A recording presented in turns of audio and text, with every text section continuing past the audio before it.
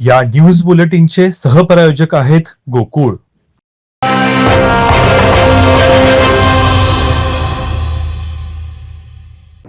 रत्नागिरी सिंधुदुर्ग लोकसभा मतदारसंघाचे खासदार नारायण राणे यांच्या वाढदिवसानिमित्त करंजाडी येथे भव्य बैलगाडी शर्यतीचं आयोजन करण्यात आलं होतं. या रोमांचक शर्यतीचं उद्घाटन स्वतः खासदार नारायण राणे यांनी फीत कापून केलं.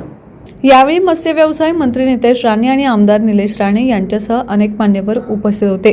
खासदार नारायण राणे यांनी मुक्या जनावरांना कोणत्याही प्रकारचा त्रास होणार नाही याची काळजी घेऊन ही स्पर्धा आयोजित करावी अशी अपेक्षा व्यक्त केली आहे. बैलगाडी शर्यतीत रत्नागिरी जिल्हाभरातील तब्बल 110 स्पर्धकांनी उत्स्फूर्तपणे सहभाग घेतला. पारंपरिक वेशभूषेत सजलेल्या बैलांच्या आणि त्यांच्या मालकांच्या उत्साहानं परिसरातील वातावरण भारून गेलं होतं.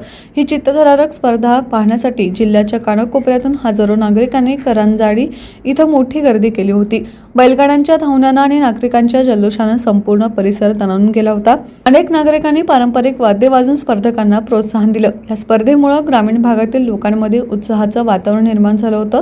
खासदार नारायण राणे यांच्या वाढदिवसानिमित्त आयोजित बैलगाडी शर्यत यशस्वीपणे पार पडली.